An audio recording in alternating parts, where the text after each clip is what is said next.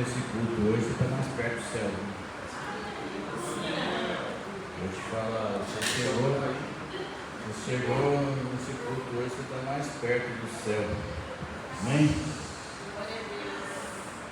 Próximo que nós vou ler aqui, que assim a gente lê tudo na mesma versão aqui. Aleluia. 2 Pedro, nós vamos ler capítulo 1, 16 ao 21. Amém? Agora ficou aqui, fica mais fácil, né, irmão? Nem todos se encontraram?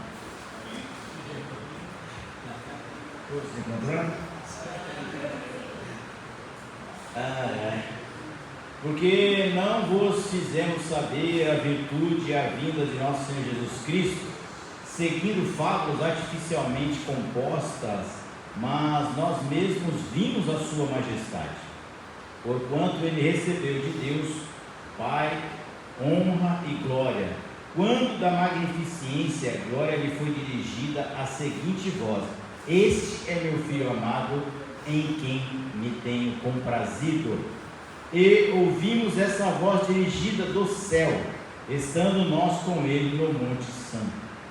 E temos muito firme a palavra dos profetas, a qual bem fazeis em estar atentos, como a uma luz que alumia em lugar escuro, até que o dia esclareça e a estrela da alva apareça em vosso coração. Sabendo primeiramente isto, que nenhuma profecia da Escritura é de particular interpretação, porque a profecia nunca foi produzida por vontade de homem algum, mas os homens santos de Deus falaram inspirados pelo Espírito Santo. Amém? Senhor, em nome de Jesus, obrigado, Senhor, pela Tua palavra. Deus, estamos aqui mais uma vez, Senhor, num dia, Senhor, chuvoso, Senhor, num dia frio, mas a Tua graça, a Tua misericórdia nos aquece, Senhor.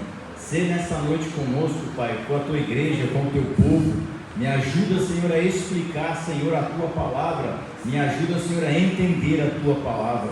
Senhor, ajuda, Senhor, nós a compreender e sermos, ó Pai, mais grato a Ti, Senhor, como diz a Tua palavra. Senhor, abençoa, santifica e traz a Tua graça, a Tua misericórdia, em nome de Jesus. Amém? Hoje nós vamos falar sobre leitura da palavra. Leitura é um negócio muito interessante. Eu peguei aqui um detalhezinho aqui, não sei se estou atrapalhando muita gente.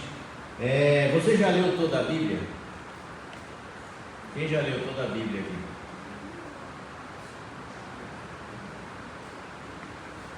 Só eu? Não, ninguém leu? Estou falando assim, de Gênesis e Apocalipse. Essa é uma pergunta. Eu já tive a graça de ler, mas é que eu tenho um pouco mais de tempo, né? E mais cabelo branco que vocês, né? Quanto tempo o prezado irmão reserva para a leitura das Sagradas Escrituras? Essa é a pergunta que eu estou fazendo para você aqui, não precisa me responder não, né? Você sabia que em 72 horas uma pessoa consegue ler toda a Bíblia? 5 dias. Não, todo dia você lê 72 horas. Se você catar a Bíblia, pegar a Bíblia durante 5 dias, você lê ela inteirinha. Alguém já tentou ler o Salmo 119? Em quantos meses? Né? A gente brinca, porque o Salmo 119 nós vamos falar bastante dele hoje, né? Se o irmão reservar 30 minutos diários para a leitura da palavra de Deus, em um ano terá dedicado cerca de 180 horas de leitura devocional. Você sabia disso? Eu não. Então, se você pegar meia hora por dia, quando chegar no final do ano, você leu 180 horas de Bíblia. Isso significa que, se você leu 180 horas, o caro irmão poderá ler as Escrituras 2 vezes em 12 meses. Se puder apenas ler meia hora por dia, você lê a Bíblia 2 vezes por ano, lendo meia hora por dia. A dica, pega a dica. Hoje eu vou dar bastante dica. Aí é que vem o problema, é a segunda parte ali da vírgula, da exclamação. Basta ser disciplinado. Essa aí nós já caímos, né? Incentive, né, nossos alunos aqui a fazerem o mesmo. Nós temos um grande tabu, né, de nós acharmos a Bíblia um livro complicado de ler. Eu tenho que confessar para vocês que alguns livros realmente você tem uma certa dificuldade, porque tem umas palavras, dependendo da tradução que você tem, fica meio pesada a leitura, né? Então a gente trata aqui a leitura se torna uma coisa pesada, difícil de ler, mas na realidade a leitura é um hábito, como tudo nessa vida. Quando eu era adolescente, faz tempo, eu gostava muito de ler. Eu lia muito, lia tudo que você possa imaginar, e a gente lia Dostoiévski, Machado de Assis, Graciliano Ramos. A gente leu bastante coisa dessas coisas. Gostava muito de ler. Gostava muito de ler jornais. Antigamente tinha jornal, né? No meu tempo tinha jornal. Você pegava o jornal, mesmo que fosse vencido, mas você dava uma folheada, né? Porque sabe como é que é, né? E aí a gente já vai desenvolvendo o hábito de ler. Como tudo nessa vida, o hábito de correr, o hábito de ir para a academia, o hábito de trabalhar, não, porque a gente nunca se acostuma com isso, mas o hábito de você fazer o bem, tudo isso é prática constante. Não tem como você achar que você vai chegar voando, né? Eu deixei uma pergunta no último culto, né? Eu sei que todo mundo vai se lembrar. Eu gosto o que acontece na nossa vida em 15 dias, irmão, gente, nossa, né?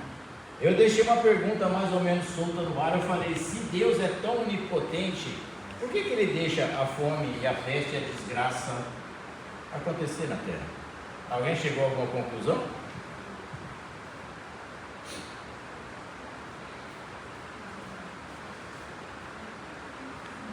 Essa vai ser uma pergunta que eu vou fazer uma prova, viu? Para vocês aí. Me explique isso. Eu vou dar uma breve explicação do meu ponto de vista.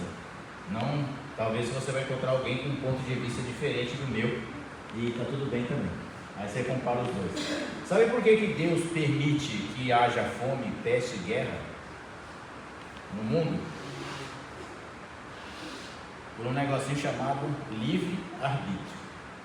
Deus não pode ir contra a sua palavra. O mal veio de Deus. O homem andava no jardim do Éden de boa, trabalhava, mas não cansava, estava tranquilão, tinha lá sua esposa, estava tudo muito bem. Quem trouxe o desejo, quem trouxe a possibilidade do pecado invadir os corações, invadir a terra, não foi Deus. E aí Deus, quando chega lá no livro no Pentateuco, Deus fala assim: olha, hoje eu te ponho dois caminhos. Escolha o bem e viva, escolha o mal e morra. E aí ele fala: escolhe o bem, viu? A dica, escolhe o bem. Então, é por isso que acontecem todas as coisas, porque isso é vontade do homem. Nós estávamos conversando no meu trabalho, eu acho que é hoje. Hoje eu fui trabalhar meio contrariado, e aí eu estava conversando com um rapaz, ele estava falando do Elon Musk, né? O Elon Musk tem lá não sei o que lá, que abriu um capital da empresa dele, e não sei quanto, custa $135 a ação da empresa. Aí eu falei para ele: você sabia que o Elon Musk ele detém 40% da riqueza do mundo? O Elon Musk poderia acabar com a fome da África inteira durante 10 anos, 20 anos. Você fala: só vou dar comida para as pessoas. E por que não? Por que tem gente morrendo de fome? E o cara tem 40% de todo o valor agregado do mundo na sua conta. Aí você entende por que é que Deus deixa coisas acontecer. É o seu livre-arbítrio, as suas escolhas. Não é porque Deus é mau. Você escolhe o bem e vive, você escolhe o mal e perece. Amém? Entenderam por que Deus é onipresente e onipotente, mas Ele não pode ir contra a sua palavra? Porque Ele não vai contra a palavra dele. Ele pode ir contra qualquer coisa, menos a palavra dele. Amém? Eu coloquei ali uma coruja, né? Acho que todo mundo já prestou atenção na coruja, no resto eu não sei, mas na coruja eu sei que todo mundo olhou. Eu queria saber, irmãos, quem foi o gênio que imaginou que uma coruja é inteligente? Não. Por que a coruja é inteligente? Mas tipo assim, e pega, né? Porque na escola, né? Quem dá aula aqui, sempre quem é o professor dos animais? A coruja. Eu não sei quem foi que inventou isso, mas na realidade o passarinho mais sábio do mundo, mais esperto do mundo é o corvo. Mas é porque o corvo ninguém quer conversa com ele. A coruja é mais bonitinha, né? Então eu coloquei ali uma meditação, uma coruja lendo a Bíblia, um pouco, né? Para ver se nos ensina a ler a Bíblia. Irmãos, ler a Bíblia não é de decodificar signos. Alguém sabe o que é signos? Não é aquele negócio de jacaré, escorpião, pato, ganso, não é isso. Signo significa símbolos. Então cada letra é um signo. Você junta vários signos e tem uma palavra. Essa palavra significa algo. Então, quando nós estamos lendo uma Bíblia, alguém já leu uma Bíblia em aramaico aqui? Hebraico? Grego? Não? Ninguém nunca leu? Nem eu. Né? No meu grego anda muito enferrujado ultimamente. Né? A gente não vai conseguir ler porque a gente não consegue identificar o quê? Os signos daquela escrita. Nós podemos ler alguma coisa em inglês, talvez, espanhol, talvez, pode ter sim, pelo que não, mas nós, chinês, mandarim, né, os coreanos, você não vai conseguir ler, né? Você já pensou em ler uma Bíblia em braille? Né? Com os dedos? É uma tarefa para nós que temos a visão extremamente difícil, né? Mas enfim, não é a gente decifrar, é a gente compreender. Alguém já viu aqueles pesquisadores, né? Aqueles arqueólogos que foram para o Egito, e aí eles foram pegando aqueles símbolos e foram montando. Não sei se está real, tá, irmão? Porque eu não estava lá quando o faraó escreveu aquilo, mas eles montaram o negócio lá e disse que é aquilo, né? Mas enfim, e aí ele vai dizendo, ele vai montando os símbolos, né? E vai formando frases, e aí você vai acabando encontrando o significado das coisas. Mas o mais importante do que você lê é você compreender o que você está lendo. Nós lemos muito, irmãos, e compreendemos pouco, mas não é por causa que você tem baixa cognitividade, não é porque você não tem, nós não temos uma boa formação de leitores neste país. Nós não formamos leitores.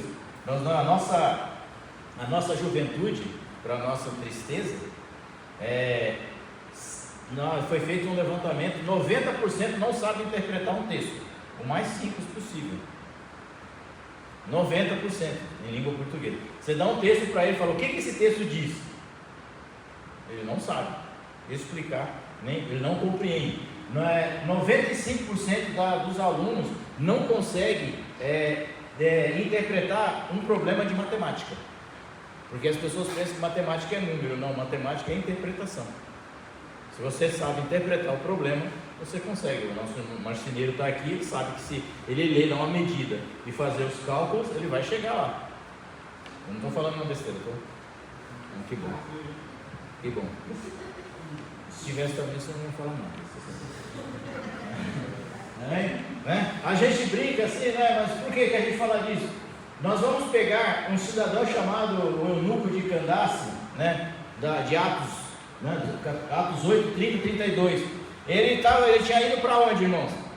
Ele estava voltando de onde? Alguém já leu a história desse homem? Né? Ele estava voltando de Jerusalém. Ele estava fazendo o que em Jerusalém? Adorando a Deus na festa de Pentecostes. Então ele veio de Candace, trouxe a sua comitiva, trouxe os seus presentes, trouxe o seu incenso, o seu aroma e tal, e ele estava voltando fazendo o quê? Lendo o quê? Não, a Torá, lendo os livros proféticos. Até então eu não sabia quem era Isaías. Ele estava lendo um livro. Você já pegou um livro sem capa e começou a ler? Não tem autor, não tem nada. Eu quando era criança fazia isso. Eu pegava um livro sem capa e vou ler. Aí não sabia nem quem era, depois jogar fora. Não tem problema nenhum. Então, esse homem, esse eunuco, aí ele vai andando. Filipe estava em Samaria, numa igreja bombando, irmão. A igreja de Filipe estava bombando na terra. Tinha milagre, as filhas dele, 7 filhas profetizavam. Era uma bênção a igreja daquele homem. Aí Deus fala para ele, pega ele e fala para ele: você está muito folgado, tchau. Vai para um lugar que eu vou te mandar. A Bíblia diz que ele vai, e quando ele chega, ele está no caminho, descendo, indo pelo caminho. Aquele homem estava indo pelo caminho mais distante para evitar os salteadores. E aí a Bíblia diz que ele chega e olha, o cara está lendo o livro. E aí o Filipe pergunta para ele: e aí, tudo beleza? Beleza. E aí, o que você está lendo? Filipe, mal fofoqueiro, né? Queria saber que a vida do cara. Não, o que você está lendo? Pô, legal, né? Vamos, tranquilo. E aí ele fala: o que você está lendo? Ele fala: estou lendo aqui um livro aqui, eu vim de Jerusalém, estava adorando. E ele fala, aí diz aqui que esse homem, ele veio, vai vir, já veio, voltou, como é que fica? Quem escreveu? Quem escreveu sabia do que ele estava falando? Ele estava lendo e não entendia nada. Ele tinha voltado da adoração, irmão. Sabe, eu vou ser meio chato. É a mesma coisa a gente ir num culto. A gente presta atenção no irmão que pula, no irmão que faz isso, no irmão que profetiza, no irmão que dá labareda, no irmão que faz estrelinha no ventilador. Mas aí quando passa daquela porta, a gente pega a Bíblia e já, o que foi pregado mesmo? E aí aquele homem estava voltando para a sua cidade, voltando da adoração, mas ele não sabia que ele estava adorando. Eu não conhecia. É isso que eu falo para você. A gente tem que compreender. Aí Filipe pega e explica para ele quem era aquele homem, quem era aquele personagem. E aí o que aquele homem, o homem pergunta para ele: Filipe, você entende o que está lendo? Aquele homem fala: como é que eu vou entender se não tem quem explique? Filipe levou e falou: miserável, Tramontina, corte rápido, né? Paulo depois vai ser: como é que eles vão compreender se não tem quem pregue? Né? Então, o mais importante de você ler é você compreender. Não importa, isso aí não tem grau de discussão. Eu não sei, não entendo porque eu tenho baixa escolaridade. Não, esse homem aqui é um emissário do rei, com alto poder de conhecimento, e não conhecia a Bíblia. Filipe era um pescador e conhecia a Bíblia.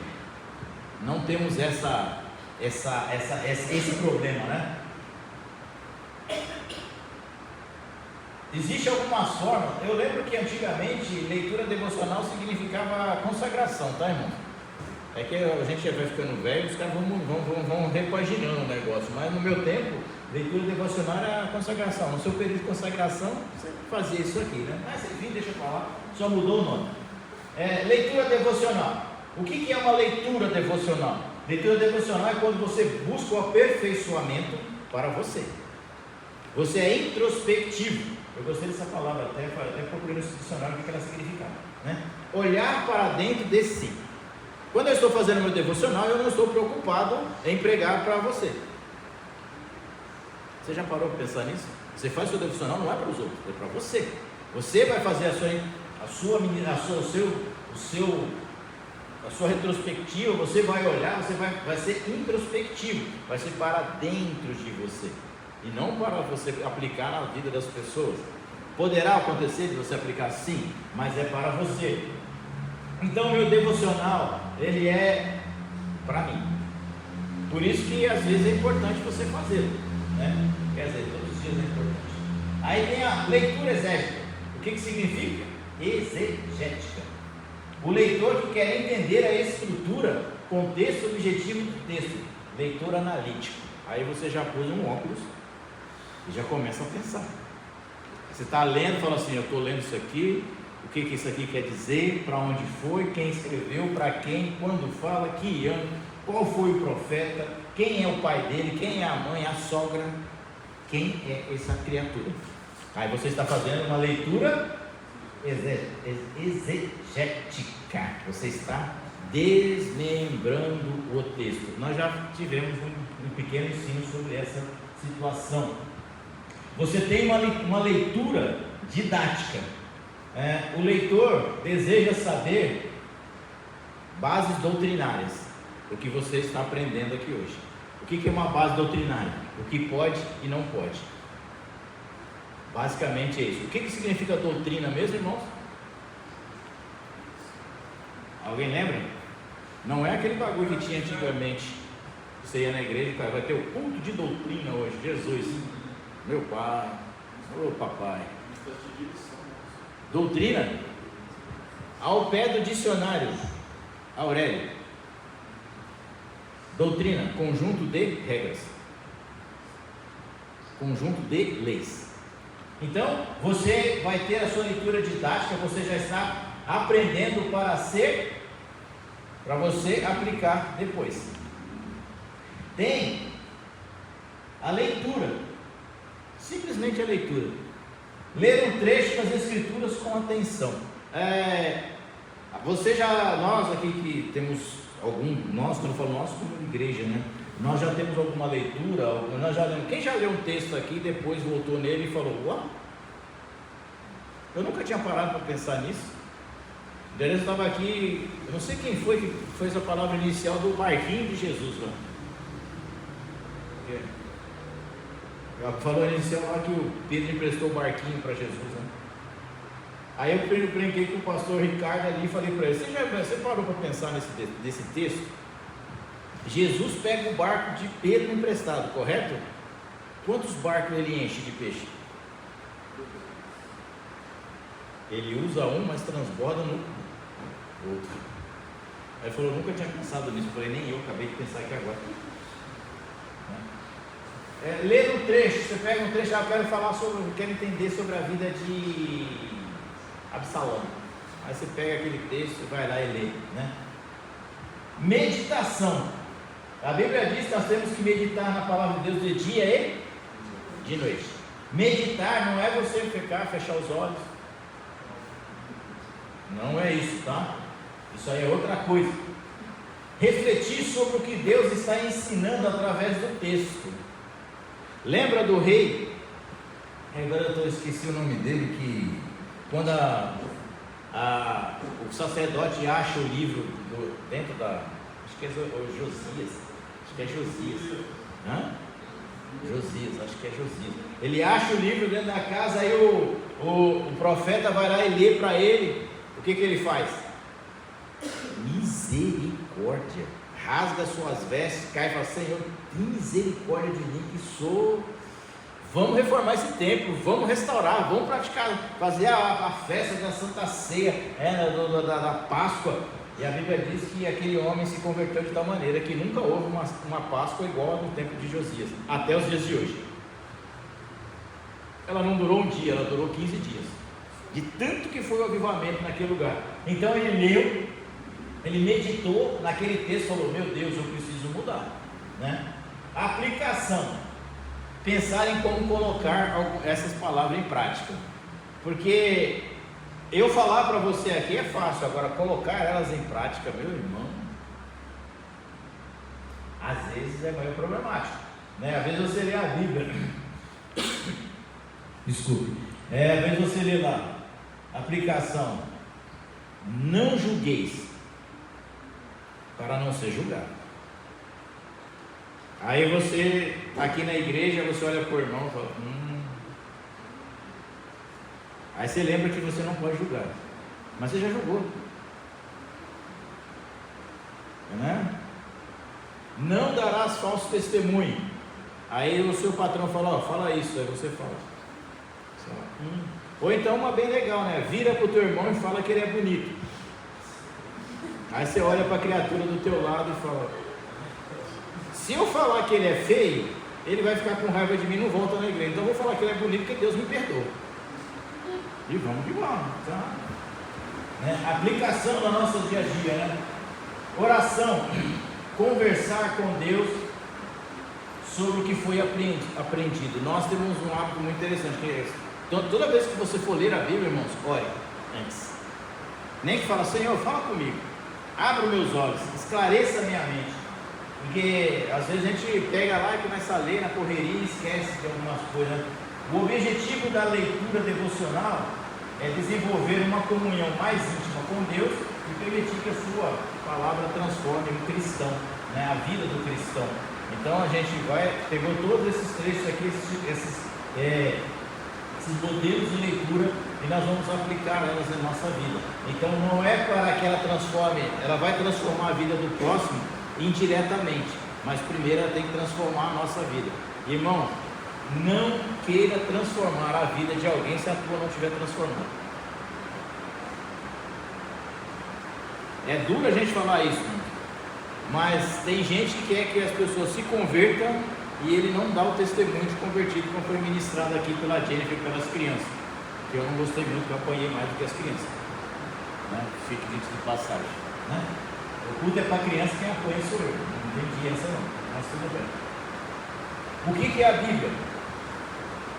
O que é a Bíblia? É um livro? É. A Bíblia na mão de uma pessoa que não tem fé é um livro. Certa vez perguntou o Papa desceu para a França e perguntou para Napoleão. Napoleão tinha uma biblioteca, irmãos, exemplar, maravilhosa, não sei quantos mil livros guardados. Aí o Papa chegou na biblioteca de Napoleão e perguntou, olhou, aí ele foi lá no setor de religiosos, né, religião. Ele olhou, procurou e não achou a Bíblia. E aí o Papa, indignado, perguntou para Napoleão, onde está a Bíblia, Napoleão? Ele falou, vá no setor de política. A Bíblia estava para Napoleão, a Bíblia estava no setor de política, né? Para você ver que a Bíblia na mão de quem não tem fé, apenas um livro, né? É a mesma coisa que você deixar ela aberta no Salmo 91 em cima da tua mesa, não serve para nada, né? A palavra de Deus escrita, inspirada pelo Espírito Santo, como nós lemos em 1 e 2 Pedro, é registrada por homens escolhidos por Deus para revelar a sua humanidade, a sua vontade à humanidade. Então a Bíblia não foi escrita por qualquer um. Sempre tem um engraçado quem mas quem escreveu a Bíblia foi um homem. Você já viu o cavalo escrever? Você já viu capivara escrever? Capivara agora está na moda. Eu nunca vi capivara escrever. Quem escreve é homem. Então quem tinha que escrever era um homem, óbvio, né? Não precisa ser muito inteligente para pensar, né? Toda a escritura é divinamente inspirada e proveitosa para ensinar, para redarguir, para corrigir, para instruir em justiça. 2 Timóteo capítulo 3, 16. Então para que serve a escritura? Está ali, irmãos, ó. Ensinar. Qual é a primeira coisa que a Bíblia te faz? Ensina. Segundo, ela te corrige. Não, ela te redargue, ela te traz de volta para o teu centro. E a terceira, ela te corrige. Se você não foi, não aprendeu, não voltou, aí ela te corrige. Definição. A definição mais simples da Bíblia, porém direta e forte, que encontramos nas Escrituras Sagradas. A Bíblia é inspirada, é inerrante palavra de Deus. Se você não acreditar nisso, você pode pegar o teu boneco e ir embora, porque você está perdendo tempo dentro da casa de Deus. Se você achar que a Bíblia tem falha, não tem. Se você achar que a Bíblia errou, não errou. Não tem erro na Bíblia. Não tem nenhum. Você pode procurar em datas, cronologias, em regiões, geografia, a Bíblia é perfeita. Quando a Bíblia diz lá em Gênesis que Deus criou os mares, por que será que ele fala que criou os mares, não o mar? Né? Então a gente tem que parar para, né? As grandes reivindicações da Bíblia. É de fundamental importância que tenhamos sempre no coração as grandes reivindicações da Bíblia: sua inspiração, inerrância, infabilidade, soberania e completude. são palavras bonitas, né, para nós descrever aqui, ó. Primeiro, a inspiração da Bíblia, ela vem de onde? Como no Pedro, ela vem de Deus. A Bíblia é a palavra de Deus, né? Tem gente que diz que a Bíblia é a boca de Deus aqui na terra, né? A sua inspiração não é comum, nem vulgar. Não é que nem o Paulo Coelho que escreveu, como é que é, o Diário de um Mago. Não, não é isso. Aquilo ali é uma história que um homem que fumou bastante bagulho, queimou uns químicos e escreveu, né? Ele o Raul, né? Então, tudo quanto foi material ilícito eles usaram para escrever aquilo, né? Então, tipo assim, não é uma inspiração como o cara cheirou alguma coisa, usou uma droga, não. Isso aqui vem de inspiração de Deus, inspiração vinda de Deus, né? E esses homens escreveram, não é comum e nem vulgar, é singular e única, quanto inspirada pelo Espírito Santo. As Escrituras mesma reconhecem a sua divina inspiração, como nós lemos no texto. Não preciso de eu falar que a Bíblia é santa, irmãos. A própria palavra já diz que ela é.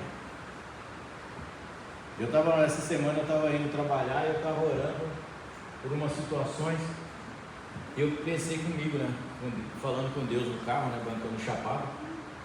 E aí eu falei com Deus, alguma coisa, né?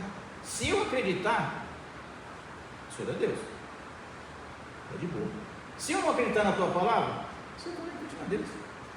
Se eu for, o Senhor é Deus. E se eu voltar, também é Deus. Então, tipo, a minha opinião não vai mudar o que Deus é. A minha opinião, meus gostos, meus gestos, os meus desejos, não muda o que Deus é, porque Deus é imutável. Ele não muda conforme a variação. Ele não é que nem eu, quando estou com fome, fico mal-humorado. Extremamente mal-humorado, né? A minha mulher diz azedo, né? É inspirada, né? Reivindicação de sua inspiração, a inspiração da Bíblia, né?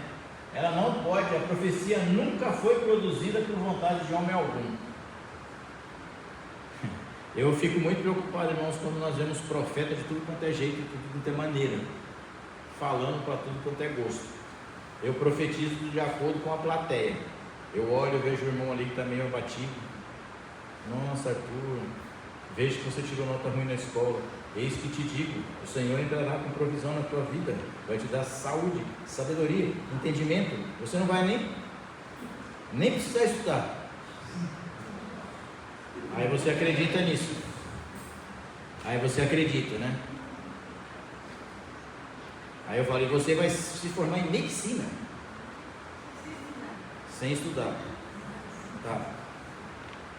A única medicina, a não ser que você vá lá para a aldeia do Xingu e faça um curso de pagelança lá. Não vai funcionar. Por quê? Porque não é contra a Bíblia, vai contra a Bíblia. Não tem lógica. Aí as pessoas ficam todas empolgadas, né? Nada contra, né? E tudo contra, né? Produzida por vontade de homem algum. A gente não pode profetizar conforme a vontade de cada um. Eu sempre lembro daquele profeta, Aia, né? Aias, que vai profetizar. O coronel, o general falou para ele, ó, vai profetizar para cá. Falou, é o seguinte, mano, quer um conselho de amigo? Tem sempre um bom amigo nessa hora, né, irmãos? Profetiza do jeito que os caras estão profetizando lá. Vai que o Senhor é contigo. Já venceu. O outro bota um capacete com um chifre na cabeça, sai passando pela parede afora. Parece um negócio que a gente vê por aqui hoje. Passando pela parede, assim como esse chifre rompe essa parede, assim o Senhor é contigo, ó rei, glória para dar. E aí o profeta Aia chega lá e o rei pergunta, e aí, eu vou ou não vou? Pode ir, pode subir, que tu está tranquilo. Ele fala, pô, até quando você vai me enganar? Ele fala, ó, cara, eu não quero falar não. É que eu fui mandado falar isso, né? Mas você não acredita em mim, nem quando eu quero te ajudar. Se você subir, você vai morrer. Vai e você não vai voltar, o senhor não está nesse negócio. E aí o rei fica enfurecido com ele, né? Porque ele tem crente que é assim, irmãos, quer ouvir a palavra de Deus, mas quando Deus fala, eu vou matar o profeta. Porque não era para falar, era para falar o que eu quero. E aí o profeta falou para ele isso, ele falou, capitão, prenda esse homem no posto, trate ele com água e pão. Quando eu voltar, eu vou ter um diálogo tete a tete com ele. E aí o profeta olha para a cara dele e fala o quê? Se você voltar, eu não sou homem de Deus. Adivinha o que aconteceu com a cara, irmão? Estagiário com arco, recruta, acabado de se formar na escolinha. Esticando o arco lá. Estica o arco.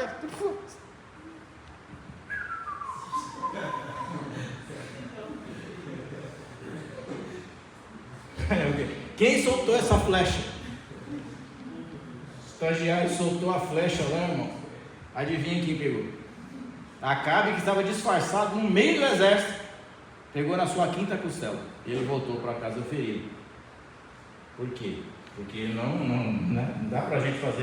Ele não profetiza conforme o gosto, conforme alguém está lá. Principalmente acontece muito no nosso país. Eu vejo você vê nada, mano. Você não está vendo nada. Se você estivesse vendo, você estava orando. A inerrância da Bíblia, inspiradamente divina, o que há de se concluir? A Bíblia acha-se em termos absolutos, infinito, isenta de erro. Nela não encontramos a mínima inexatidão histórica, quer geográfica, seja teológica, seja doutrinária. Salmo 19:7. Eu acho que é Salmo 119, Salmo 19:7, né? E Salmo 119, 140. Se você quiser anotar depois, ou se alguém quiser, eu mando o estudo aí para você, né? Já está prontinho, né? Salmo 119:7. A infalibilidade da Bíblia. A Bíblia não é apenas inerrante, é também infalível. Por isso que eu falo para você, tudo que o Senhor prometeu em sua palavra, cumpre-se absolutamente, né? Então a gente acha que a Bíblia não vai se cumprir. Está demorando na minha vida. Ele não falou quando, mas que vai se cumprir, vai. Todo joelho, toda língua vai se confessar, vai. Como a Carol ministrou aqui.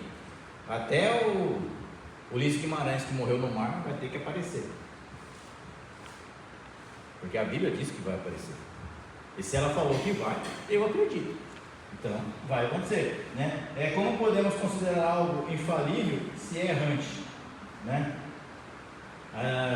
Não tem condição, né? Se alguns teólogos que defendem, que alegam defender que a infalibilidade da Bíblia, mas rejeitam a inerrância. Ué, se ela é infalível, como é que ela pode ser errante? Se ela é, porque ela falha. Que nem eu posso falir. Eu posso mandar falar para você que eu vou fazer tal coisa aí, não fazer. Eu posso falar para você que amanhã eu vou na tua casa almoçar e não vou. Porque amanhã eu estarei trabalhando. Mas eu posso falar para você que eu vou amanhã, mas eu não irei, né? Quanto a nós, reafirmamos, tanto a inerrância quanto a infalibilidade da Bíblia são incontestáveis. Deuteronômio 18, 22, muda aí, ó, você viu? Isso aqui é tecnologia total, né? Quando o profeta fala em nome do Senhor, essa palavra não se cumprir, nem suceder. Esta é a palavra que o Senhor não falou. Com soberba falou aquele profeta: não tenhais temor dele. Aqui tem um pequeno detalhe: se o cara profetizar e não se cumprir, o que é para você fazer? É para você espancar ele, bater na cara dele, passar com o carro em cima dele, soltar o pitbull nele, o pincher, que é pior do que o pitbull? Não tenha temor. Cara, o que ele está falando, nem liga. Eis que vejo você. Uma vez um profeta falou: eis que vejo não sei quem grávida. Esse cara não quer ficar grávido, ninguém que pediu para ser grávido. Não, você está pedindo para Deus para engravidar. Quem está pedindo? Você está louco? Cheirou meia? Entendeu? Então, quando essa palavra não se cumprir, nem suceder, assim, essa palavra que o Senhor não falou. Toma muito cuidado, tá, irmão? A gente pega a Bíblia, a gente começa a dar uns negócios meio esquisitos. E crescia Samuel, e o Senhor era com ele, e nenhuma de suas palavras deixou cair em terra. Esse era profeta. Nenhuma das palavras de Samuel caiu por terra. Eu tenho uma inveja de Samuel, uma inveja gospel, que é incrível, irmãos, como esse cara conseguiu fazer algo extraordinário. Tudo que ele falou aconteceu. E aí tem uma decepção também, os filhos dele não seguiram o mesmo passo. Então você pode ser o melhor profeta do mundo, o melhor pastor do mundo, o melhor isso, o melhor aquilo, e o seu filho ser um problema. Filho de peixe é peixinho, irmãos? Filho de peixe, peixinho é, correto? Filho de peixe é alevino. Já começa por aí, né? 1 Samuel 3,19. Aí Jesus: passará o céu e a terra, mas as minhas palavras não passarão. Marcos 13,31. Aos quais também, depois de ter padecido, se apresentou vivo com muitas infalíveis provas. Nós já lemos, né? Aqui é o mesmo texto de Pedro. Provas, sendo visto por ele por espaço de 40 dias, por eles, falando a respeito do reino de Deus. Atos 1,3. Aí está testemunhando da ressurreição de Cristo. A soberania da Bíblia. Evangélicos, herdeiros, protestantes, confessamos ser a Bíblia a autoridade suprema em matéria de fé prática. Isaías 8,20. A lei ao testemunho. Se eles não falarem segundo essa palavra, nunca verão a alva. Como é que você tem que falar? Segundo a palavra. Isaías estava numa situação muito boa. Ele profetizou um tempo tão fácil que foi cerrado ao meio, né? E os seus ouvidos ouvirão a palavra do que está por detrás de ti, dizendo: este é o caminho, andai nele. Se vos desviarem nem para a direita, nem para a esquerda. 1 Coríntios capítulo. Não, desculpa. Eu acabei de tirar o texto ali. É Isaías 8,20. E o texto aqui dos ouvirão é Ezequiel, né? 30:21. E em 1 Coríntios capítulo 14, 37 é: se alguém cuida ser profeta ou espiritual, reconheça que as coisas que vos escrevo são mandamentos do Senhor. Está cheio de profeta que não quer obedecer ninguém, né? Eu sou profeta a mim só. Eu prego, eu canto, eu batizo, eu curo, eu profetizo, eu aceito Jesus, eu me curo, eu me doeço, só para ser curado de novo. Então Paulo está escrevendo assim, ó, esse aqui ele está escrevendo depois dos dons, ele fala dos dons, né, do dom de profecia. Se alguém cuida ser profeta, se alguém se acha profeta, reconheça que as coisas que eu vos escrevo são mandamentos do Senhor, que a palavra é mandamento do Senhor, né? Completude da Bíblia. O Apocalipse, está faltando um trecho aqui, não está não? É só um. Nós estamos aqui, Isaías 5? Não estou louco não. O Apocalipse encerrou definitivamente, irrecorrível, o canon da Bíblia Sagrada. Nenhuma subtração ou adição está autorizada a palavra de Deus. Apocalipse 22, 18 a 21. Quando a gente trata desse assunto, a gente está falando desses novos movimentos que nós temos hoje aqui. Hoje é um dia desse, um pastor, né, muito inteligente, falou que a Bíblia precisa ser atualizada. Por que atualizada, irmãos? Por que eu tenho que atualizar a Bíblia? Porque eu quero fazer com que a Bíblia entre no meu padrão de vida, e não eu entrar no padrão da Bíblia. Então eu quero atualizar a Bíblia. Então, por exemplo, eu posso todas as coisas naquele que me fortalece. Beleza, então eu posso sair com 25 mulheres, eu posso ir para a balada, fumar pendrive e chegar na igreja e profetizar. Eu preciso disso. Eu posso desrespeitar a minha mãe, desrespeitar o meu pai e vir para a igreja e cantar no grupo de louvor. Eu quero que atualize isso na minha vida. Eu quero praticar atos com uma pessoa do mesmo sexo. Como a Bíblia proíbe, eu preciso mudar isso aqui, para que eu me encaixe nesse perfil. Então a Bíblia tem que me encaixar, porque nós estamos vivendo no século 21, mudou todas as coisas, irmão. Mudou tudo. Agora nós andamos de carro, não anda mais de cavalo, nós comemos comida industrializada, não comemos mais nada natural. Tudo mudou, a correspondência, a internet, a fofoca vai muito mais rápido do que até 30 anos atrás. Mas temos que atualizar. Atualizar o quê? Nós é que precisamos atualizar a nossa vida junto com a palavra de Deus. Porque a Bíblia diz lá no livro de Apocalipse, quem acrescentar é por a mais. Tipo assim, eu vou criar uma nova lei. Tem uns pastores muito espirituais por aqui que eles estão criando a sua própria Bíblia. A versão Bíblia fulano de tal. Não, eu vou acrescentar esse versículo aqui porque eu não gostei do outro, não. Está parecendo o rei, acho que é Ricardo da Inglaterra, né? Porque o rei, você sabe que os anglicanos, né, falando mal da vida dos outros, os anglicanos, né? Você sabe como é a história, por que surgiu os anglicanos? O Arthur está ali, ele é historiador. A igreja anglicana, ela surgiu porque o rei Ricardo queria casar novamente. Ele era o rei, e ele foi pedir permissão para quem? Para o cardeal, para a igreja que dominava naquela época a Inglaterra, a igreja que dominava a Europa, a igreja católica apostólica romana. E aí ele chega no cardeal e pergunta para ele, me casar novamente. E o cardeal fala para ele, não casar novamente, me não deixar. Não, mas eu quero, porque já passou do tempo, já passou do prazo a minha mulher. Mas você não pode. Não, eu quero, mas você não pode. Você não pode. Não posso? Tá bom, então eu vou criar a minha religião, que eu posso. Aí criou o quê?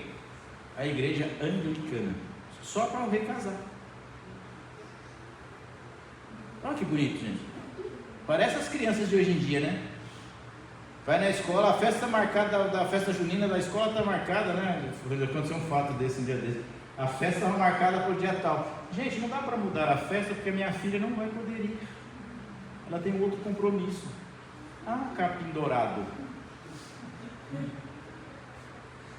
Capim dourado. Quer dizer que tem 1000 crianças, mas tem que mudar, adequar para que você participe.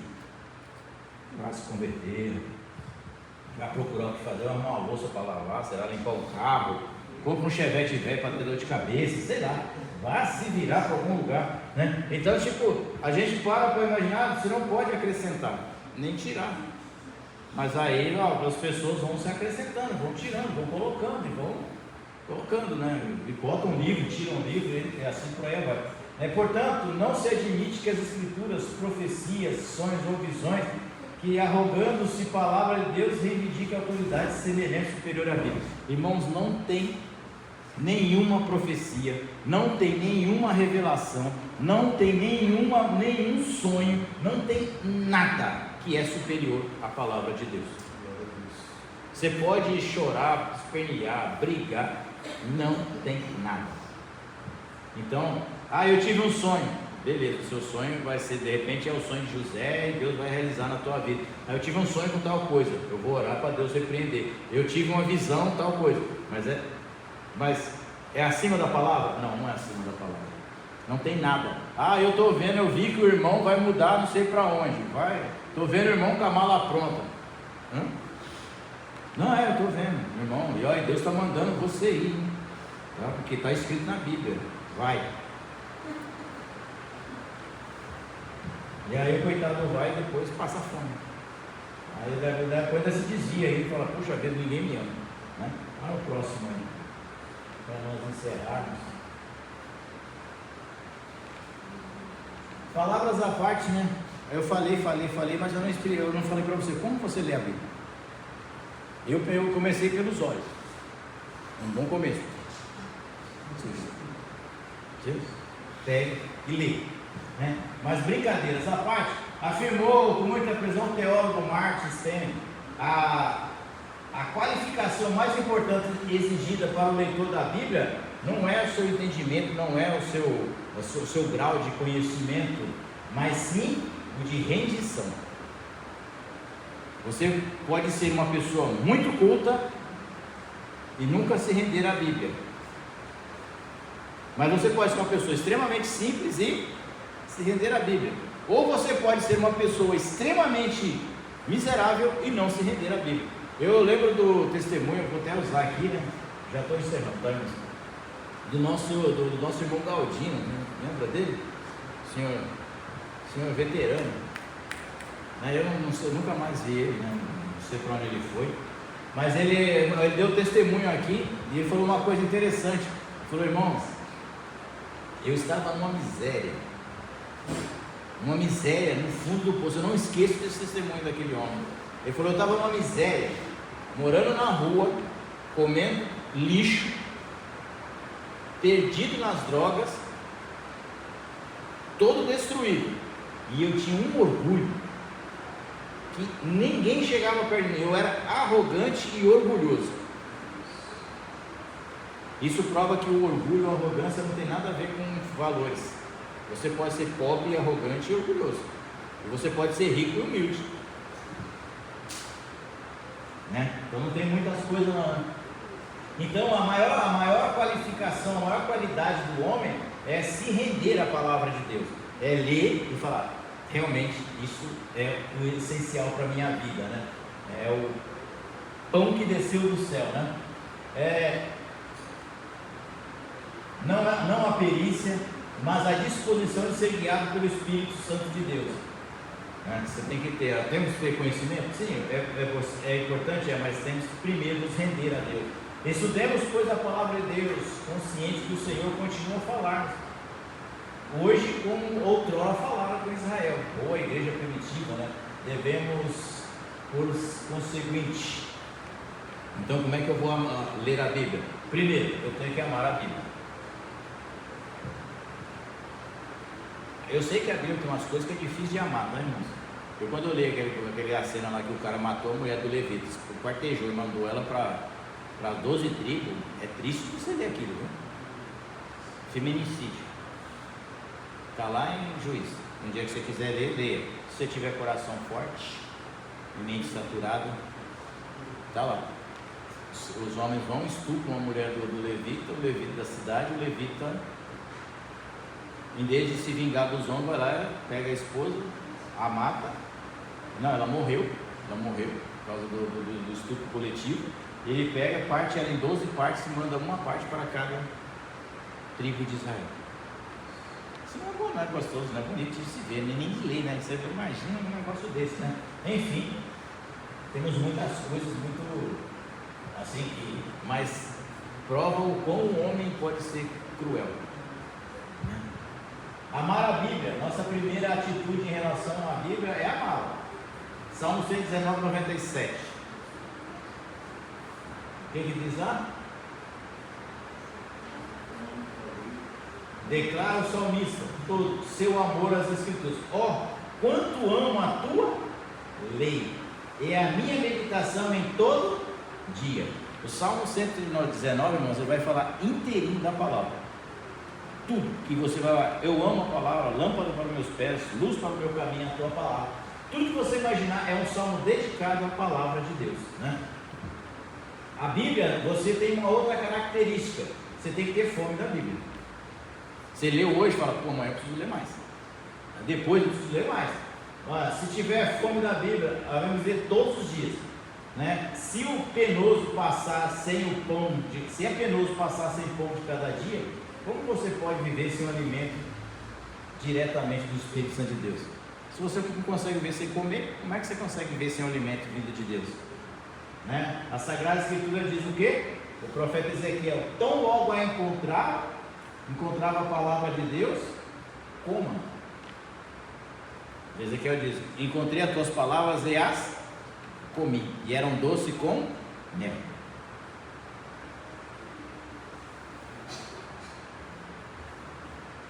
Ezequiel 3:3.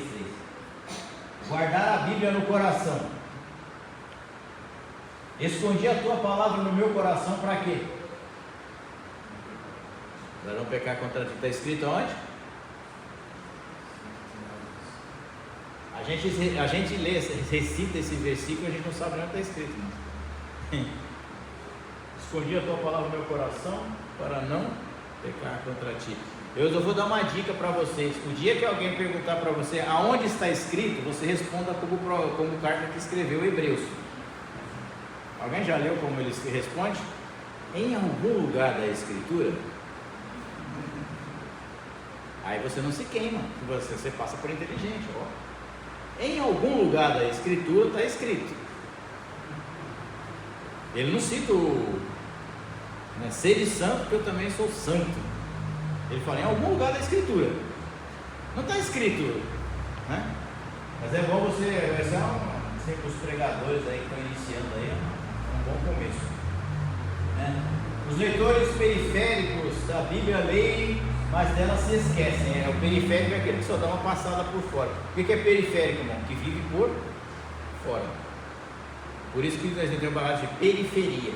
Periferia é quem está fora da cidade. Até nisso, coitado do pobre que mora na periferia é discriminado. O que você mora? Você não mora na cidade, você mora na periferia, não é? Né? Você não mora em Meiripurã, você mora em Terra Preta. Então, você não tem moral, não. Né? Guardar a Bíblia no coração, né? Continuamente, né? Salmo 119, 11, os leitores periféricos, mas dela se esquece. Não assim. O suave cantor de Israel, mesmo fechando-a depois do seu devocional, abre-se em seu coração. Eu parei de ler a Bíblia no meu devocional, mas ela vai guardada na minha mente. Eu vou no ônibus, eu estou meditando. Eu estou dirigindo, estou meditando. Eu estou pensando no que Deus está falando comigo, né? Falar continuamente das grandezas singulares de Deus. Irmãos, esse é um caso interessante. A Bíblia nos incentiva a falar do que Deus faz na nossa vida e não do que Deus nos cobra. Ó, Deus me abençoou. Aí a gente está pelo contrário. Deus me fez, estou na prova. A maioria dos crentes enquanto estou na prova. Estou nisso. Está estreito. Está isso. Mas o caminho é estreito, filho. A porta é estreita. Então você vai estar sempre estreito. Então no caminho certo. Mas a minha vida, eu estou passando por luto. Sim, você é um boxeador, você é um atleta de Cristo, soldado de Cristo. Você está onde? Dormindo? Não, na luta. E a gente tem que falar do que? Das grandezas do Senhor, né? Eis que Moisés prescreve aos filhos de Israel o fim desse, né? Jamais venham se esquecer dos mandamentos do Senhor. Esse texto aqui, irmãos, o judeu leva ele muito a sério. De Deuteronômio 6, do 6 ao 9, que diz assim, ó: essas palavras que hoje te ordeno estarão aonde primeiro? No coração. Presta atenção na leitura, para depois a gente não passar desapercebido. Essas palavras que hoje te ordeno, elas estarão no teu coração. Ponto e vírgula. Agora começa a segunda parte. Ela vai para o coração? Vai. E as jamais venham se esquecer dos mandamentos do Senhor. A gente se esquece de onde? Na mente. Não esquece. Não vai esquecer dos mandamentos do Senhor, né? Essas palavras, intimarás. Esse intimar aqui, irmãos, é chamar uma conversa séria, tá? Não é falar, filhinha, você quer? Não, você não quer, você vai ouvir. Papai, eu não quero. Não, você não quer, não é questão de você querer. É intimar. Intimar, quando o juiz intima, você faz o quê? Vai. E se não for? Borracha nas costas, né? Intimarás os teus filhos e delas falarás. Assentado aonde? No boteco? No baile funk? Em tua? Então primeiro o evangelho começa em casa. Você guardou no teu coração, intima os teus filhos e faz um culto na sua casa. Aí, depois que você fez um culto andando na sua casa, você acha que sua vida melhorou? Não. Andando pelo caminho. Estou indo trabalhar? O Senhor é meu pastor e nada me faltará. Ô glória, hoje vai ter vitória. Deitando, você pensou que tinha escapado? Não. Pensa na palavra de Deus. Deitando-te, também, aí, se tudo isso, quando você fizer tudo isso, ele vai falar o seguinte: atarás por sinal na tua mão. Por que você tem que pôr a palavra de Deus na sua mão? Alguém já parou para pensar? Alguém já parou? Por que a palavra de Deus tem que estar na mão? Qual é o membro do corpo que está sempre de frente com os seus olhos? Você come com? Deus é o meu pastor e nada me faltará. Me faz deitar por verdes pastos. Glória a Deus. Eu estou tentando. Senhor, edifica a casa. Né? Por quê? Porque está nas tuas mãos, é o que está mais próximo dos teus olhos. É um membro que fica diretamente com os teus olhos. É o membro que mais se movimenta, né, perante a sua face. Aí você põe ela por sinal na tua mão. Aí você fala, tá bom? Não. Aí ele fala, agora você colocou por sinal na tua mão, tudo isso até a tua mão é para quê? Para você. Aí ele fala, agora, e te serão por testeiras entre os olhos. O que é testeira? É uma faixa. O judeu tem uma faixa escrito um versículo aqui. Isso aqui é para todo mundo ver que você serve a Deus.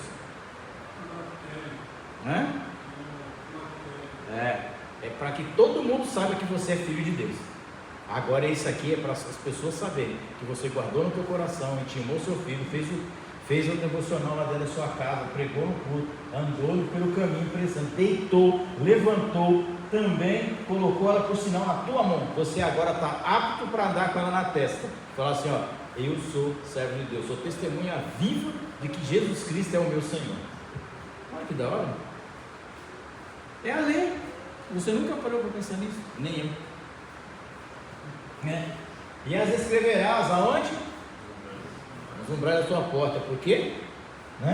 Nos umbrais da tua casa e das casas, da tua casa e nas tuas portas. Deuteronômio 6:6. Isso aí o judeu pratica todo dia com seus filhos, sabe? Pega um molequinho, senta aqui, rabinho. Vim deixou a lojinha fechada por meia hora. Vou contar para você a história de quando nós saímos lá do Egito. Quando o menino tem 12 anos, ele sabe recitar a Torá inteira, o Pentateuco inteiro. 12 anos. Eu estou com 55, não consigo recitar o Salmo 23. Mas um judeu, uma criança judeu, um menino, ele sabe recitar os Pentateuco, os 5 livros inteiros. Está escrito por que os caras são chamados povo de Deus, né? Amém? Alguma dúvida? Ficou alguma pergunta no ar aí? Alguém achou que faltou alguma coisa? Alguém quer perguntar alguma coisa? Não? Obrigado. Agradecemos. Amém? Vamos colocar de pé. Esse foi o ensino de hoje na leitura da palavra. Espero que nós possamos aprender, né? Eu sei que não é fácil, tá, irmão? Eu sei que muitas vezes não